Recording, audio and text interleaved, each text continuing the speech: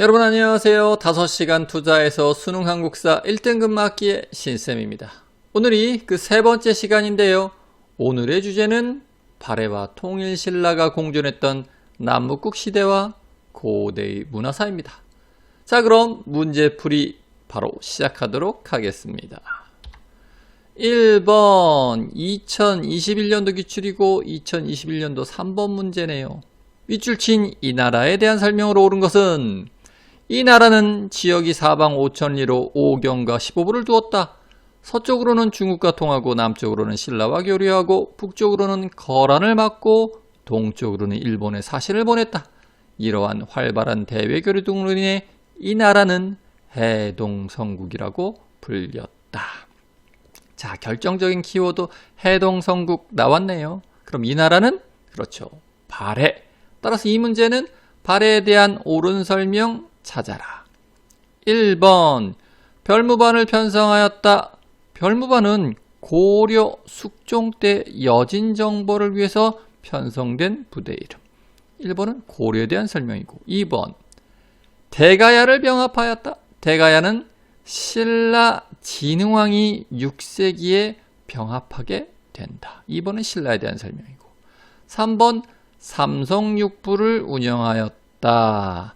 발해는 문왕 때 그렇죠. 당나라와 화친 정책을 피우면서 당의 문물을 적극적으로 받아들이는데 중앙 통치 조직도 당을 본떠서 삼성육부제로 운영하였다.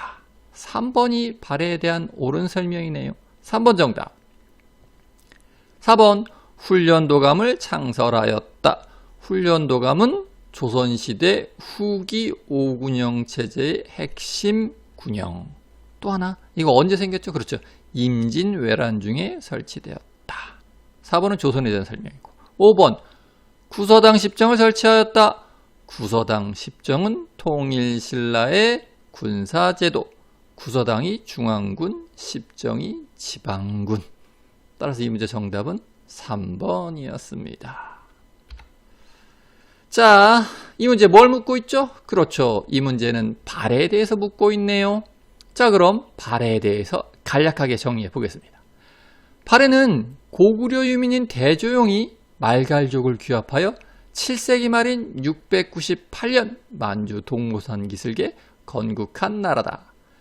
대조용의 아들 발해 무왕은 당과 대립했는데 장군 장문유를 파견해서 산둥성 지방에 있던 당의 덩저우를 공격하였다. 이때 발해는 당과 신라를 견제하기 위해 돌궐 일본 등과 교류하였다. 무왕의 아들 문왕은 당과 친선을 맺고 당의 문물을 적극적으로 받아들였는데 그 대표적인 것이 발해의 중앙통치 조직인 삼성육부제다. 이때 신라도를 개설하여 남쪽에 있던 통일신라와도 교류한다. 이후 발해 제10대 왕인 선왕은 오경 15부 62주의 발해 지방통치체제를 완비하였고 요동까지 영토를 넓혀 발해의 전성기를 구가하였다. 이때 중국에서 발해를 해동성국이라고 불렀다. 까지 정리하시면 될 것 같습니다. 자, 다음 문제 보도록 하겠습니다. 2번 2017년도 기출이네요. 밑줄 친 이 나라에 대한 설명으로 옳은 것은 이 나라는 영주에서 동으로 2002밖에 위치하며 남쪽으로 신라와 맞닿았다. 동쪽은 바다에 닿고 서쪽은 거란과 접하였다. 이 나라의 왕들이 학생들을 자주 파견하여 고금의 제도를 배우고 익히게 하더니 드디어 해동성국이 되었다. 이 나라는 그렇죠. 발해네요. 발해. 따라서 이 문제는 발해에 대한 옳은 설명 찾아라. 1번 낙랑가외에 철을 수출하였다. 낙랑가외에 철을 수출한 나라는 그렇죠. 사만 중에서도 변한, 그리고 변한이 발전해서 성립한 가야에 대한 설명이네요. 2번 고구려 유민이 건국에 참여하였다. 여러분 발해는 그렇죠. 좀 전에 설명드렸듯이 고구려 유민인 대조용이 말갈족을 규합해서 만주 동모산 기슭에 건국한 나라. 따라서 2번 정답이네요. 3번 영구를 개최하여 한 해를 제사를 지냈다. 영구는 어디에 제천 행사? 그렇죠. 부여의 제천 행사가 영구죠. 4번 북진 정책을 추진하여 청천강까지 영토를 넓혔다. 북진 정책을 추진해서 서경을 중시하였고 청천강에서 영망까지 영토를 넓힌 사람은 고려 태조 왕건이네요. 5번 수도를 평양으로 옮기고 한강유역을 확보하였다. 수도를 평양으로 옮긴 후 적극적인 남하 정책을 추진해서 한성백제를 멸망시키고 한강유역을 완벽하게 차지한 왕은 고구려 장수왕이네요. 자, 이 문제 정답 2번이었습니다. 자, 이번 문제 뭐에 대해 묻고 있죠? 그렇죠. 이 문제 역시 발해에 대해 묻고 있네요. 자, 발해 역사 정리되신 분은 그냥 넘어가도 되고 정리 안 되신 분은 앞에 1번 문제 핵심 요점 복습. 그런데 1번 핵심 요점에서 안 다른 것 하나만 추가로 정리합니다. 이 문제 지문 두 번째 문단에서 언급한 내용은 뭐다? 그렇죠. 도당 유학생에 관한 내용. 즉 통일신라도 당나라에 유학생을 보냈지만 발해 역시도 당나라에 유학생을 보냈고 통일신라, 발해 둘 다 당의 과거인 빈공과에 다수의 합격생을 배출했다까지 정리합시다. 자, 그럼 다음 문제 보겠습니다. 3번 2019년도 기출이네요. 밑줄 친 이 나라에 대한 설명으로 옳은 것은 해동성국 문화유산 특별전. 우리 박물관에서는 고구려 계승 의식을 표방하며 강성함을 자랑했던 이 나라의 문화유산을 모아 특별 전시회를 개최합니다. 중국 지린성 훈춘에서 출토된 이불 병자상을 비롯하여 수준 높은 유물들이 전시될 예정이오니 많은 관람을 바랍니다. 이 지문에 나온 밑줄 친 이 나라는 그렇죠. 발해네요. 발해. 따라서 이 문제 발해에 대한 옳은 설명 찾아라. 1번 대조영에 의해 건국되었다. 아이고, 바로 1번 정답 나왔네요. 1번 정답. 2번 신분제도로 골품제가 있었다. 골품제는 신라의 독특한 신분제도죠. 2번은 신라에 대한 설명이었고. 3번 무천이라는 제천 행사를 열었다. 무천은 동예의 제천 행사. 4번 금강가야를 중심으로 연맹을 이루었다. 이거는 가야에 대한 설명이네요. 5번 지방행정조직으로 5도 양계를 두었다. 지방행정조직으로 5도 양계를 둔 나라는 고려네요. 고려. 자, 이 문제 정답 1번이었고. 자, 이 문제 역시 발해에 대해 묻고 있네요. 주요 내용은 앞에서 다 정리해 드렸고 발해 문화사 관련해서 하나만 더 정리하죠. 발해는 고구려의 영향도 받았고 당의 영향도 받았는데 고구려 영향을 받은 것은 굴식 돌방 무덤의 모조림 천장 또는 발해 상경성의 온돌장치, 방금 문제에 나온 이불 병저상 같은 것들이고 당나라 영향받은 것은 그렇죠. 삼성육부제, 주자감, 당의 장안성을 본뜬 상경성의 구조, 벽돌무덤, 전탑 뭐 이런 것 등이 있다. 다음 문제 보도록 하겠습니다. 4번 2020년도 기출이네요. 밑줄 친 이 나라에 대한 설명으로 옳은 것은 이 나라에서는 신분제와 관등제가 밀접하게 연관되어 운영되었다. 최고의 관등까지 오를 수 있었던 진골은 중앙관청과 지방의 장관직을 차지하며 권력을 독점하였다. 관등 승진의 한계가 있었던 육두품은 학문적 능력을 바탕으로 행정실무를 담당하고 왕에게 정치적 조언을 하기도 하였다. 보면 중간에 진골이라는 명칭이 나오고 육두품도 나오는 걸 봐서 이 나라는 그렇죠. 신라네요. 신라. 이 문제는 그래서 신라에 대한 옳은 설명 찾아라.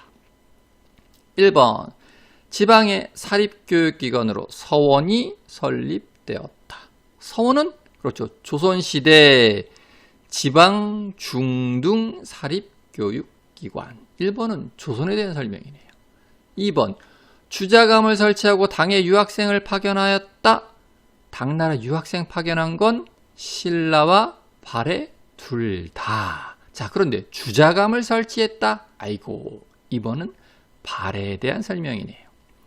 3번 국학을 운영하고 독서 상품과를 실시하였다. 그렇죠. 통일신라 시대 신문왕 때 국학을 설치해서 운영하였고 원성왕 때 독서 상품과를 실시. 3번 통일신라, 신라에 대한 설명이네요. 3번 정답. 4번 사학 12도가 융성하여 관악이 유축되었다. 사학 12도 고려시대 문종 때 최충의 구제학당을 시작으로 그렇죠. 사학이 융성하고 대표적인 게 사학 12도. 따라서 관악이 유축되었다. 4번은 고려시대에 대한 설명이네요. 5번 최고 교육기관으로 성균관을 두었다.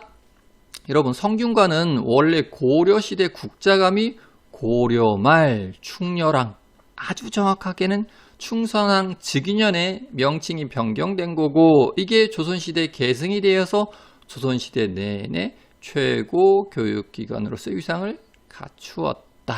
따라서 5번은 조선시대에 대한 설명. 자, 이 문제는 무엇에 대해서 묻고 있죠? 그렇죠. 이 문제는 통일신라에 대해 묻고 있네요. 신라 또는 통일신라. 삼국통일 직후 신문왕은 김음도래난을 진압하면서 귀족들을 숙청하고 왕권을 강화하였다. 그리고 관료전을 지급하고 노급을 폐지하였다. 또한 통일신라 시대 최고의 교육기관인 국학을 설립하고 구주 오소경의 지방통치체제를 수립하였으며 구서당 10정의 군사제도를 완비하였다. 이후 성덕왕은 백성에게 정전을 지급하였고 경덕왕 때는 그렇죠. 노급이 부활되었고 원성왕은 독서 상품과를 실시하려고 했으나 귀족들의 반발로 실패했다. 이후 통일신라 말기 즉 신라 하대에는 진골 귀족들은 중앙에서 왕위 쟁탈전을 벌였고 이에 지방에서는 호족들이 생겨나 독자 세력화하며 사회가 혼란해져 여기저기 반란과 농민봉기가 줄을 이었다. 그중 대표적인 것이 김원창의 난과 진성여왕 때 원종 애노의 난. 또한 신라는 골품제라는 독특한 신분제도를 가지고 있었는데 이에 따라 5관 등 이상의 고위직은 진골이 독점하게 되었고 아무리 능력이 있어도 승진에 제한이 있었던 육두품 세력은 이에 불만을 품고 신라 하대에 지방의 호족 세력들과 결탁하게 된다. 자, 이 정도 정리해두면 되겠습니다. 다음 문제 보겠습니다. 5번 2018년도 기출이네요. 밑줄 친 그에 대한 설명으로 옳은 것은 그는 계율을 어기고 설총을 나온 후에 속인의 옷을 입고서 스스로 소성거사라고 하였다. 큰 박 모양으로 도구를 만들어 화엄경의 문구를 따서 무예라고 부르고 노래를 지어 세상에 퍼뜨렸다. 이것을 가지고 곳곳에서 노래하고 춤추며 교화하니 가난하고 무지한 사람들까지 모두 부처를 알게 되고 나무아비타불을 외우게 되었다. 무예가를 부르고 불교 대중화를 위해서 민족 속으로 들어간 사람? 나무아비타불까지 외우게 한 사람? 그렇죠. 그는 바로 원효. 자, 원효에 대한 옳은 설명을 한번 찾아볼까요? 1번 중국으로부터 풍수지리설을 받아들였다. 풍수지리설은 여러분 신라 하대 도성과 같은 선종 승려들이 도입. 따라서 원효하고는 상관없네요. 원효는 신라 중대에 주로 활약했던 승려. 2번 교관겸수를 제창하고 국청사를 창건하였다. 국청사를 창건해서 해동 천태종을 개창하고 교관겸수를 주장하면서 교종 중심의 선종 통합 노력을 한 승려는 고려시대 대각국사 의천. 3번 당에 유학하고 돌아와 화엄종을 개창하였다. 당나라까지 가서 공부하고 돌아와서는 화엄 사상을 설파하면서 해동 화엄종을 개창하였고 그렇죠. 부석사라든지 낙산사를 창건한 승려는 의상. 4번 화쟁을 주장하고 아미타 신앙을 전파하였다. 4번이 원효에 대한 옳은 설명이네요. 화쟁사상, 원효의 핵심 사상이죠. 일심사상. 그 다음에 아미타 신앙을 전파하면서 불교 대중화에 크게 기여한 승려, 원효. 4번 정답. 5번 백년사를 결성하고 참회와 염불을 강조하였다. 고려 무신집권기 때 수선사 결사와 더불어 결사체 유명하죠. 백년결사. 백년결사를 만든 사람은 요새. 참회와 염불을 강조하였다. 5번은 고려시대 요새에 대한 설명이네요. 자, 이 문제 뭐에 대해서 묻고 있나요? 그렇죠. 원효의 사상, 즉 고대의 불교 사상에 대해서 묻고 있네요. 자, 고대의 불교 사상 정리합니다. 삼국에서 불교는 언제 공인되었다? 고구려는 소수리왕 때, 백제는 침류왕 때, 신라는 법흥왕 때 불교가 공인된다. 그리고 고대의 불교에서 제일 중요한 두 사람을 꼽으라면 바로 원효와 의상. 그들은 신라 삼국 통일 전후에 활약한 신라 중대를 대표하는 승려들이었다. 원효의 사상은 일심사상과 화쟁사상으로 대표된다. 원효는 무예가를 부르며 가난하고 무지한 민중 속으로 들어가 나무아비타불을 외우게 하는 등 아미타 신앙을 전파하고 불교 대중화에 큰 공헌을 한다. 의상은 진골 출신으로 당나라에 유학 갔다 와서 화엄사상을 전파하고 화엄종을 개창하였으며 영주의 부속사를 창건하고 양양의 낙산사를 창건하였다.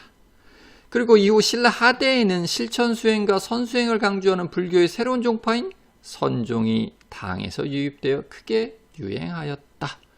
그리고 조선과 같은 선종계통의 승려들에 의해 당나라에서 유행하던 풍수지리설도 이때 신라 사회에 유입되어 크게 유행한다.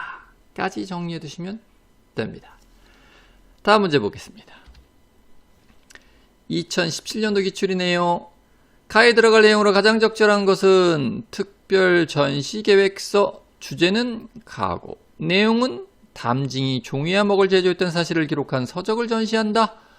불상의 형태, 토기의 모양, 벽화에 그려진 인물, 옷차림의 유사함이 드러나는 자료들을 비교 전시한다. 자료 예시로 그렇죠. 금동미륵보살 방가사유상 나와 있고 일본의 국보제 1호인 고류사 목조미륵보살 반가사유상이 나와 있네요.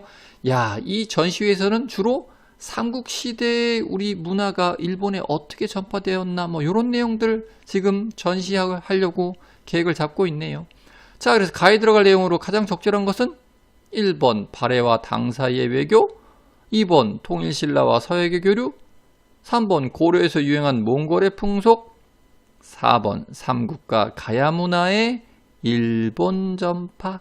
4번이 정답이네요. 5번 조선의 여진에 대한 교륜 정책과도 상관이 없고 4번 정답. 자, 이 문제는 고대 우리 문화의 일본 전파에 대해 묻고 있네요. 삼국시대 고구려 담징은 일본의 먹과 종이 제조법을 전파했고 그렇죠. 호류사의 금당 벽화도 그려주었다. 그리고 고구려 수산이 고분 벽화는 일본 다카마스 고분 벽화에 큰 영향을 주었다. 백제의 아지키와 왕이는 일본의 한자와 유학을 전파해줬고 또리사치계는 일본의 불상과 불경을 전파해줬는데 그래서 일본에서는 백제의 목탑 양식과 가람 양식이 크게 유행했다. 신라는 일본의 조선술과 축제술을 전파하였고 가야의 토기는 일본 토기 발전에 큰 영향을 주었다. 자, 뭐 여기까지 정리해두면 될 것 같습니다. 자, 그럼 이것으로써 오늘 강의 마무리하도록 하겠습니다. 감사합니다.